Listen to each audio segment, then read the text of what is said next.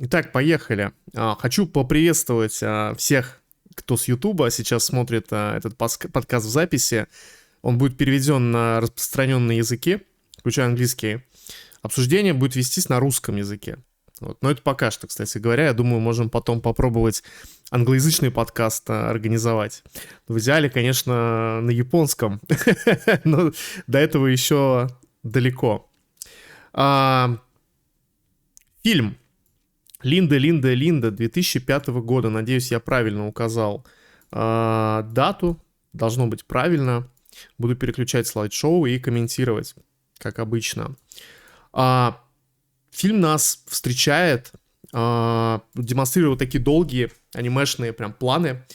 Сразу ощущается, что это такая будет лайтовая комедия, да, школьная, как анимешка, короче.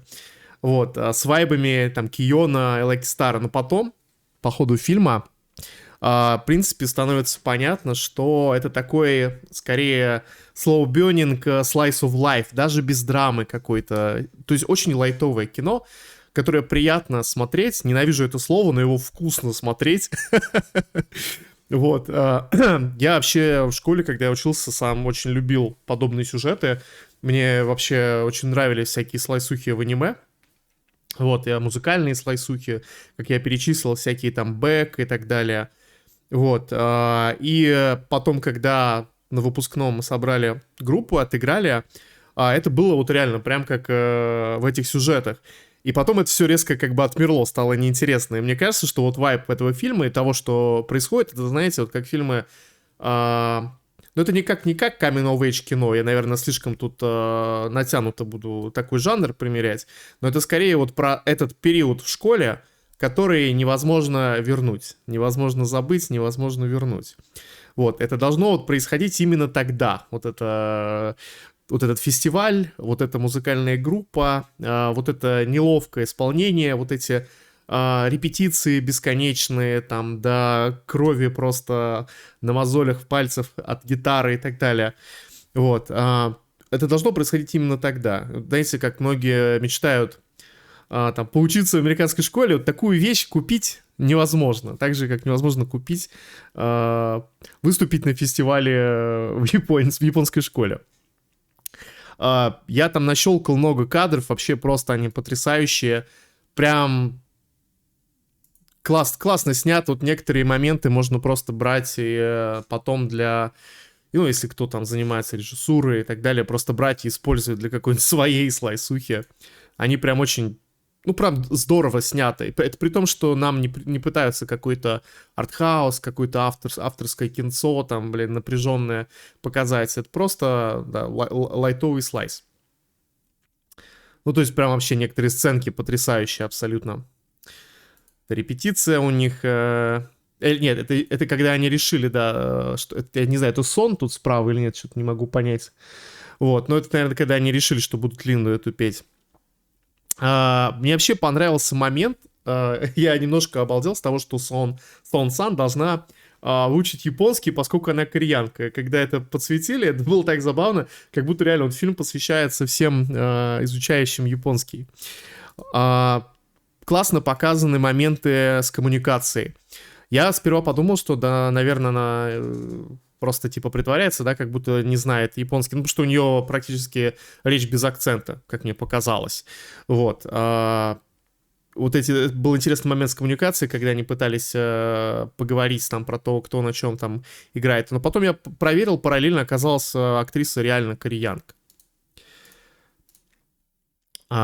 Вообще, вот в ходе фильма мы видим, насколько у японцев распространена игра музыкальных инструментов. Там спокойно, там, если человек увлекается, может пойти, приобрести там себе там, за недорого там, музыкальный инструмент. У них огромное количество магазинов, там очень много бутиков всяких, там Фендера и так далее. Вот в Токио, допустим, я заходил в такой магазин, их очень много, там всегда можно что-то достать. У них очень развитая музыкальная индустрия, я думаю, все это знают. Там, допустим, просто даже культурно, да, у них там, допустим, есть вот эта игра на барабанах, это прям тоже как отдельное такое увлечение народное, вот, которое прям очень популярное и в автоматах, допустим, да, где нужно долбить палками.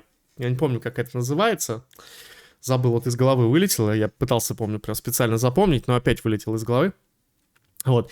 Вообще, вот, по влиянию музыкальной индустрии есть два столпа. Я про это часто говорю, что это только США и только Япония.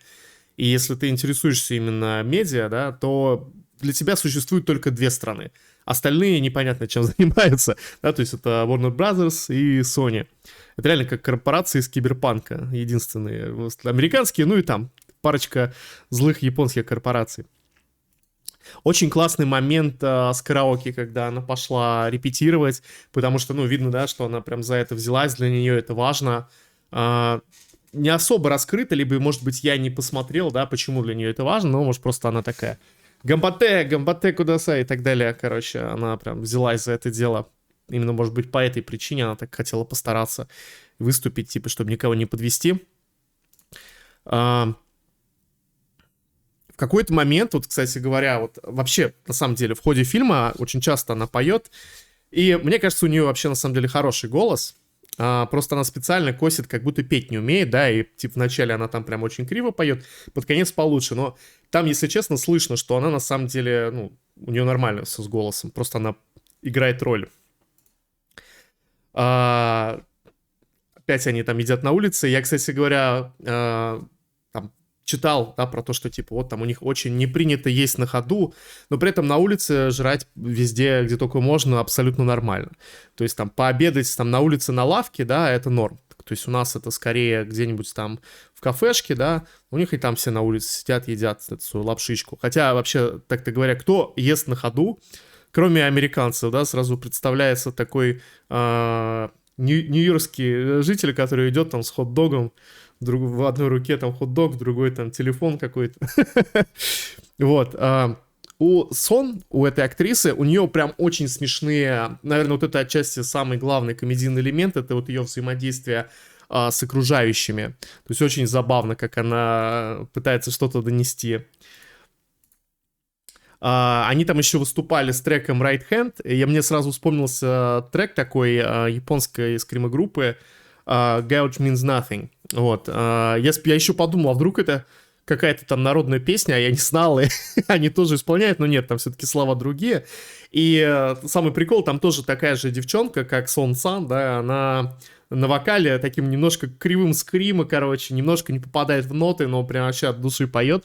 Мне почему-то очень это напомнило, эту группу. У нас как бы здесь еще одна такая, знаете, как бывает, фильм посвящен там персонажам, которые на фоне Токио, то здесь у нас персонажи на фоне их такого маленького мирка, их музыкального клуба, да, который готовится к фестивалю. То есть это у них точка сборки, место встречи, которое изменить нельзя. И японские клубы, в принципе, это такая особая вселенная. Они заранее вот приучают старшеклассников к коллективизму. Потому что дома проводить время для лохов, надо постоянно быть в коллективе, приходить домой там уже затемно, короче, поспал и обратно в коллектив. Потом, чтобы точно так же трудиться на корпорацию, ну, там, в универе там учиться вкалывать и так далее.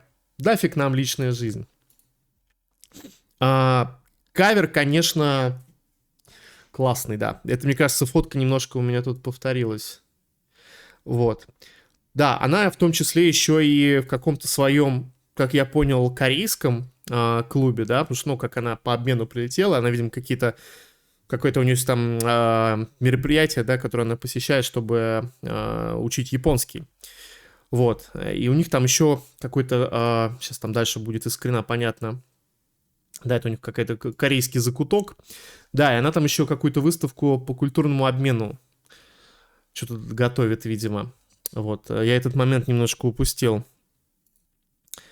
Тоже классная сцена на крыше. Как же они любят тусоваться на крышах. Это реально так. Видимо, какая-то национальная черта. Классный этот момент был абсолютно. Мне вообще показалось еще, что было бы забавно, вот знаете, посмотреть как бы дуплексом этот фильм.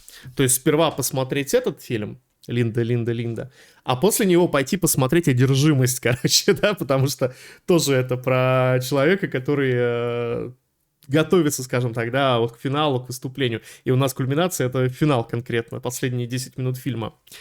Интересно было бы посмотреть, сравнить, короче, абсолютно они разные по подаче. Но тема одна, и структура даже похожа. Опять эти комедийные сцены, очень забавно. Парень, он, короче, он, получается, учит корейский, а она учит японский. Это, да, очень смешная сценка. Она практически весь фильм постоянно вот с таким лицом, короче, стоит. Типа, чё? Это очень смешно, конечно. Она вообще вывозит этот фильм, я считаю.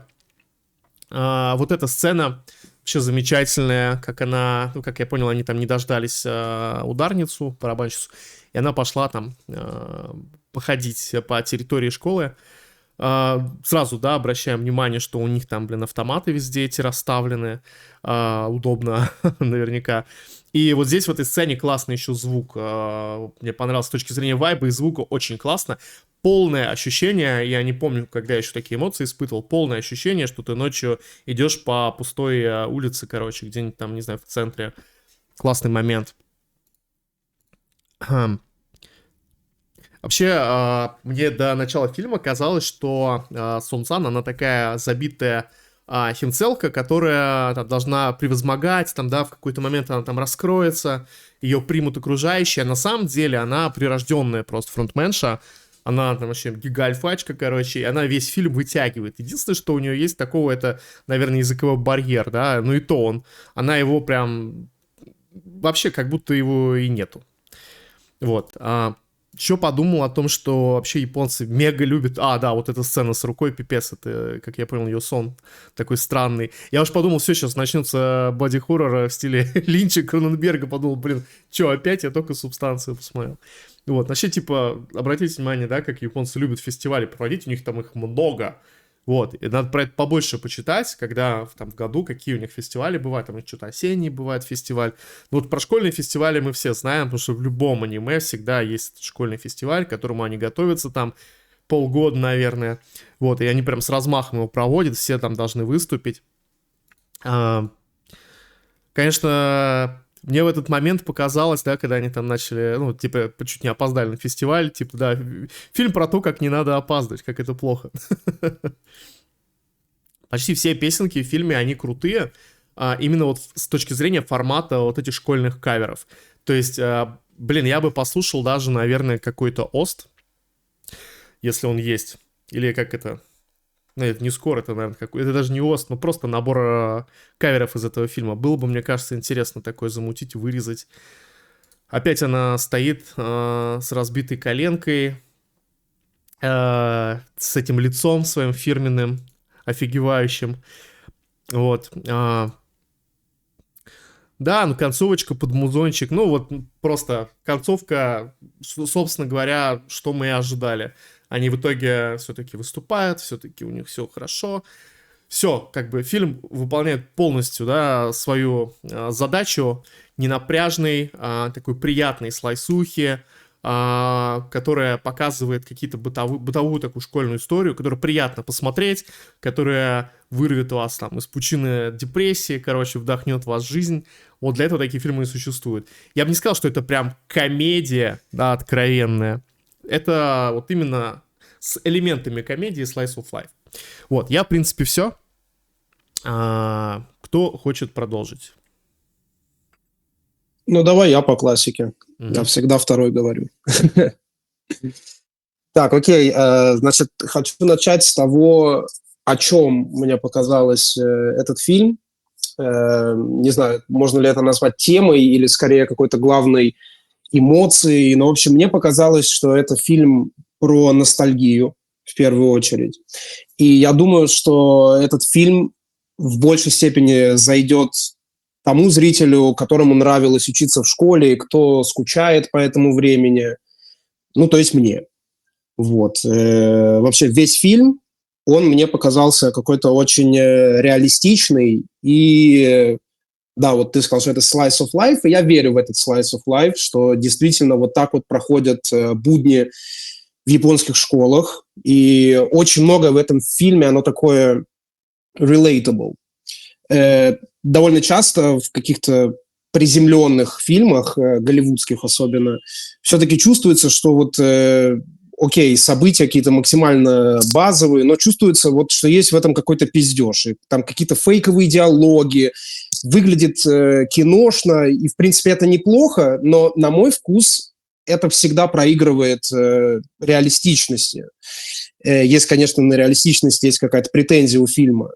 И вот здесь мне показалось с этим все очень круто. Я действительно верю, что вот так вот у них проходят будни, и как будто я погрузился в эту атмосферу, все классно. То есть, как бы, с одной стороны, это показана Япония, которая, ну, далеко от той культуры, в которой я и, в принципе, большинство из нас были воспитаны.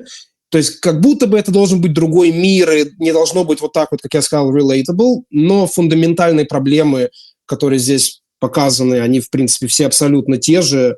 Ну, может быть, чуть какая-то там, не знаю, другая форма выражения, но вот эти вот все романтические отношения, дружба, сплетни, ссоры с друзьями. Но вот в мои школьные годы лично у меня все это было, и фильм заставил меня как бы вспомнить и чуть-чуть заново пережить все эти эмоции, которые вот именно в моем кейсе довольно положительные. Кроме ностальгии еще, может быть, это какое-то более точечное попадание, но тем не менее мне показалось, что тут также поднимается тема интеграции в другой стране. Это показано через вот одну из главных героинь кореянок.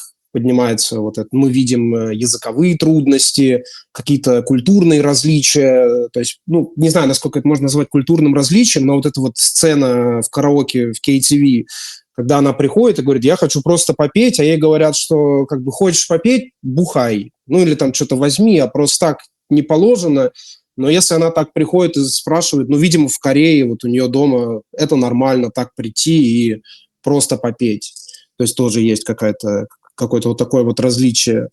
Хорошо показан процесс, как это сформулировать, не знаю, ну, наращивания социального капитала у человека, который находится в другой стране. Вот, Руслан, ты спросил, почему ей важно хорошо исполнить свою вокальную партию.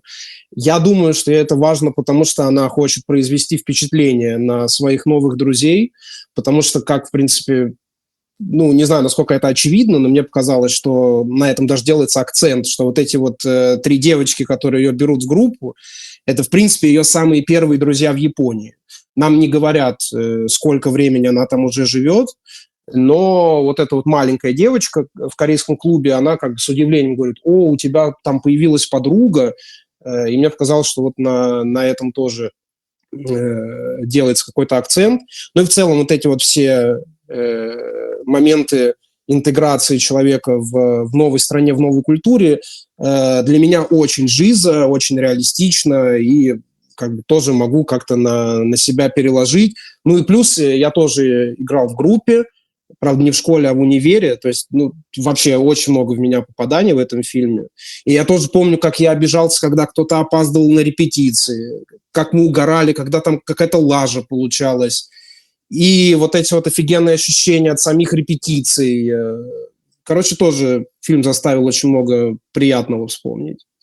И про музыку классный саундтрек.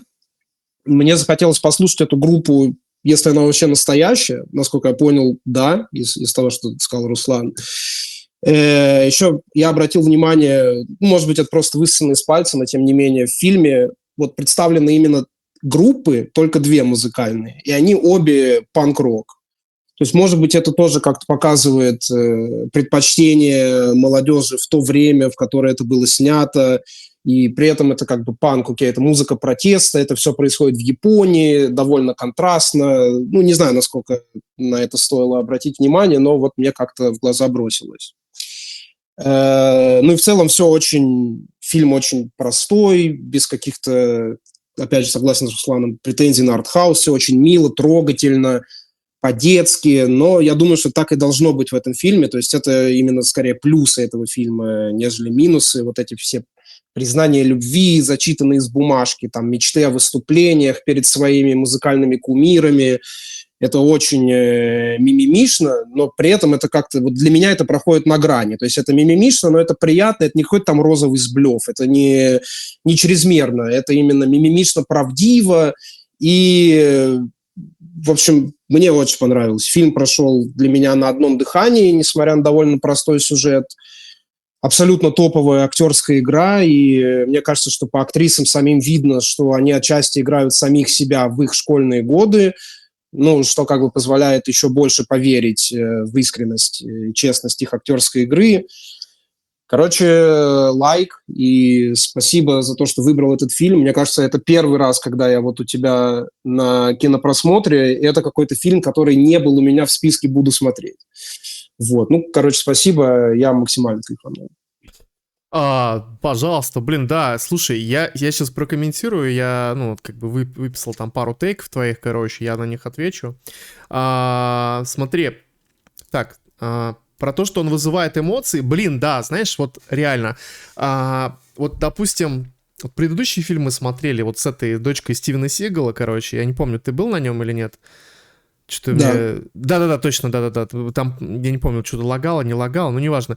Вот он, знаешь, вот, блин, мы посмотрели его, ну, как-то он там не вызвал каких-то эмоций, да, он вызвал скорее такое вот рассуждение на тему того, почему она его сняла, там у него какая-то там, блин, травма не проработана или типа того. А этот фильм, да, несмотря на свою легкость, как бы, да, кажущуюся, он реально вызывает какие-то эмоции, да, он реалистичен. И он просто качественно, хорошо снят. Это вообще неожиданно. Кстати говоря, я множество вот этих фильмов нахожу в ТикТоке. То есть у меня есть подписки там на несколько аккаунтов. И, короче, мне периодически выпадают эдиты.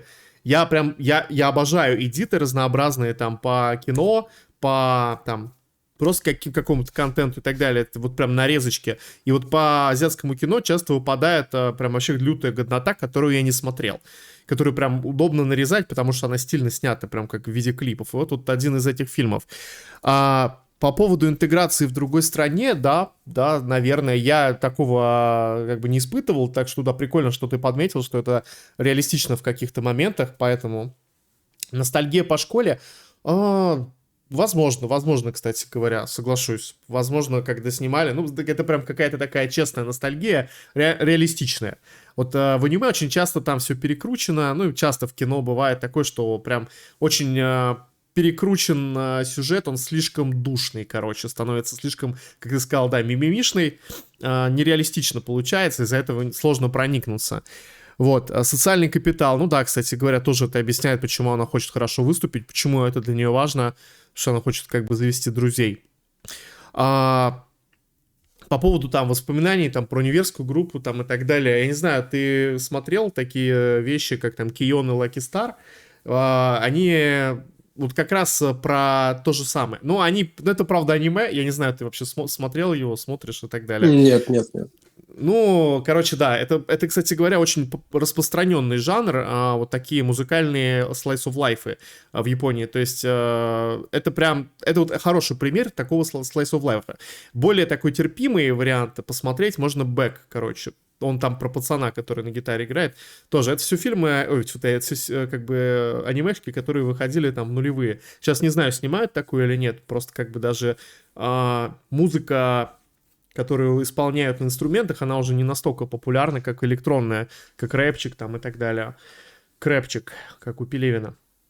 Вот, по поводу того, почему они такие выбрали песни, типа, протест ли это? Да не, вряд ли это протест. Как бы здесь японский протест, он такой очень сдержанный, на самом деле, всегда. Ну, то есть там 60-е было, конечно, мощно, но сейчас это все очень сдержанно максимально. У них там не принято прям протестовать по-настоящему. Почему они выбрали эти треки? Можно тогда на секунду вопрос, связанный вот с тем, что ты сейчас сказал. Тогда мне интересно, насколько ты в курсе и можешь мне ответить. Вот, во-первых, этот фильм, он показывает начало нулевых, правильно? В Японии или раньше? Слушай, ну это нулевые, да, это хорошо, окей.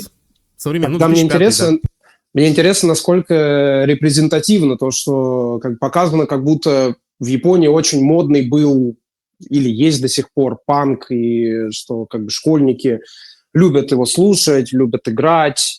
Мне интересно, насколько это характерно именно для каких-то японских школьников, или это просто какое-то совпадение, или, может быть, это то, что было только в школе режиссера, и что он мог вспомнить. Не знаю, насколько ты Слушай, можешь ответить на этот вопрос. ну, смотри, я могу, да, прокомментировать, но поскольку, как я вот перечислял уже, и этот фильм «Лаки Старк», и он, и Бэк, они все снимались нулевые, как раз тогда были популярны всякие, там, британский рок и так далее, там, всякие оазисы, у них же там висит этот, по-моему, как его зовут, Галлахер, короче, в их клубе музыкальном сзади плакат, я прям все время обращал внимание.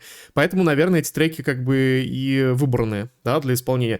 Плюс еще вот такой момент, который я бы хотел отметить, почему они выбрали именно эти треки, потому что, скорее всего, им легче было их исполнять. Там даже в начале фильма есть момент, когда они обсуждают, какую песню выбрать, и там одна девочка другой комментирует, типа, а ты ее спеть-то сможешь?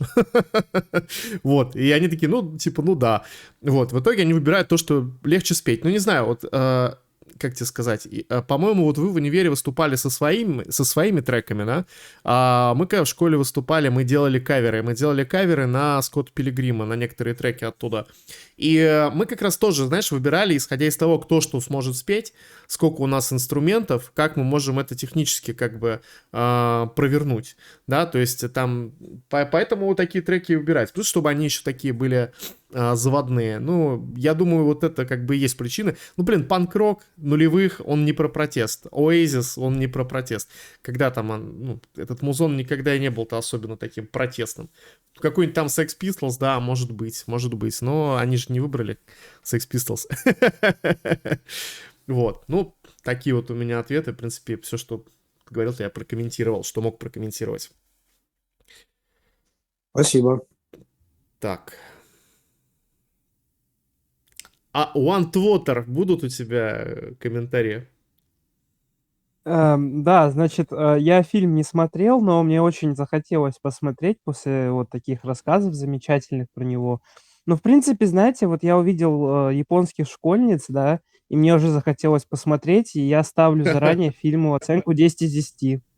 Все, вот мое Смотри, мнение. Спасибо. смотри, у этого подкаста будут японские субтитры, в том числе, которые через прогу делается, поэтому обязательно какие-нибудь японские школьницы да услышат то, что ты сказал. Я оставлю ссылку на твой телеграм и с тобой свяжутся. Конечно, конечно, жду. Пишите, я свободен. Ладно, классно получилось, мне кажется, записать на этом все. Получилось в полчаса, как и планировали.